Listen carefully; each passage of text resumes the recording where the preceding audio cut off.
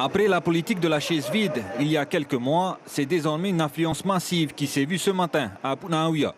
Beaucoup ont franchi le pas de la vaccination. L'heure n'est plus au doute.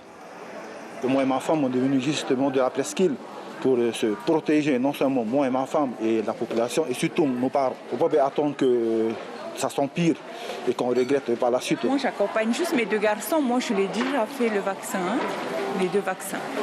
Voilà. C'est important. Oui, c'est important. On a les résultats, on a vu dans les médias, il ne faut plus attendre, il faut foncer. Et pour accueillir au mieux les personnes, 2 salles de vaccination ont été prévues. Une dans la salle de mariage et l'autre au premier étage de la mairie. L'objectif étant de vacciner un maximum dans un délai d'attente raisonnable. Si nous avons eu des vaccinodromes avec la gestion de chaises vides, aujourd'hui ce n'est pas le cas.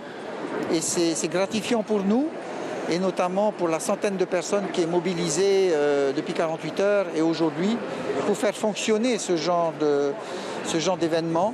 Si du côté du vaccinodrome de Punaouia, on tourne en plein régime, pour d'autres par contre, c'est le scénario inverse, notamment pour les professionnels du loisir comme Tamatea, propriétaire de pirogues. Les mesures restrictives annoncées par le gouvernement et le commissaire sont véritablement perçues comme un coup de massue après 2 mois d'activité pleine.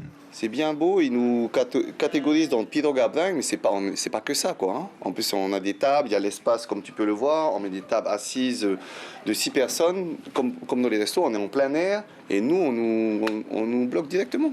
C'est pas normal. Et il n'y a pas de dialogue possible avec les hautes autorités. Et du côté du monde sportif, on n'est pas épargné. On assiste à une refonte du calendrier. La compétition de MMA prévue dans 1 semaine est reportée à une date ultérieure. Moi, je suis coach aussi en même temps, tu vois. J'ai un athlète qui combat sur cette carte et du coup, c'est un peu... c'est dur, c'est difficile pour tout le monde. Après, on n'a pas le choix. C'est c'est la santé d'abord. Pour les forains, on accuse aussi le coup. Après les mesures prises par les autorités, le manque à gagner est évident. C'est pas évident pour nous, on n'est pas pour. Et avec tout ce qu'on a mis, qu'on a récolté, qu'on a mis en place pour pouvoir satisfaire tout le monde, on a quand même dépensé pas mal. C'est sûr, les premières mesures adoptées par le gouvernement sont difficiles pour beaucoup. Espérons qu'à partir du 15 août, la courbe contagieuse du variant Delta puisse s'inverser, une attente qui reste encore fragile. L'information en continu sur Polynésie la première, Internet et réseaux sociaux.